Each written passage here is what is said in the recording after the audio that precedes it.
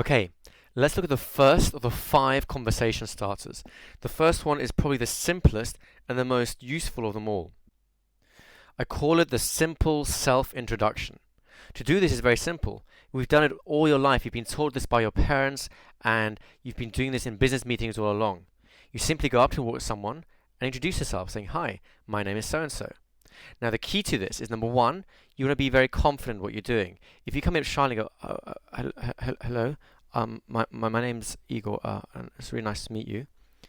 Well, if you do it awkwardly like that, chances are you're going to make other people feel awkward as well. And that's what creates more tension and makes it harder to break the ice later. So remember, if you come in shyly and nervously, you're also projecting the fact that you're trying to take value away from them.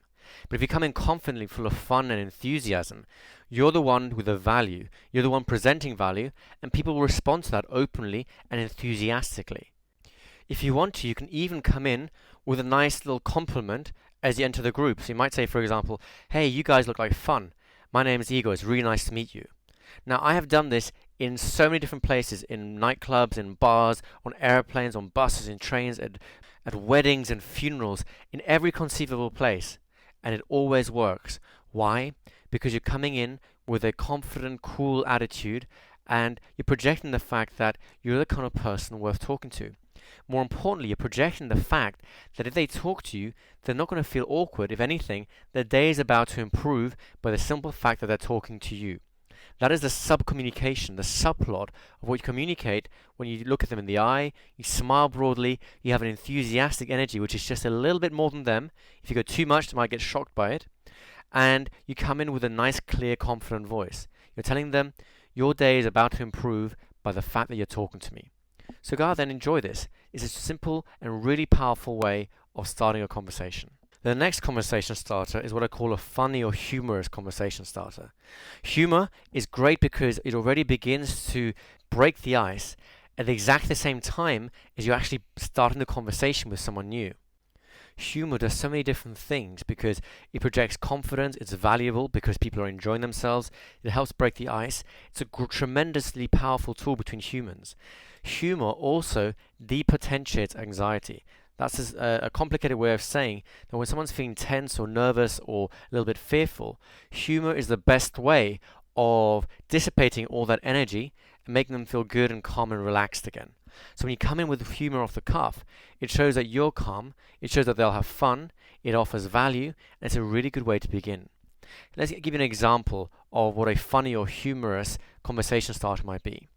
Let's say, for example, you're at a restaurant, and just as you're eating your dinner, one of the waiters accidentally trips up and drops one of the plates and it breaks on the floor. You might be able to turn around to the table next to you and, with a smile on your face, say, "Hey, I didn't realize there's a Greek wedding on in this place." Now, anyone who's ever been to a Greek wedding with all those plate smashings that happens will find the whole thing funny because it turns a slightly embarrassing or potentially embarrassing situation onto something which is more socially acceptable. Now, a few notes about humor to be careful of. Number one, don't try and make a humorous or funny conversation starter if you yourself are so nervous that it only comes out tense and awkwardly, because then you're just going to make them feel awkward as well. As a rule of thumb, humorous and funny conversation starters are ideal when you're feeling lighthearted yourself because you're projecting your own mood. Don't try and fake something that you're not. Allow your own mood to do it through you. Now, of course, the more you do it, the more you'll get into those moods as well. A couple of other things to watch out for. Number one, don't make a funny or humorous statement about someone else. To you, the statement might be innocent and well meant as a sort of playful tease, if you like.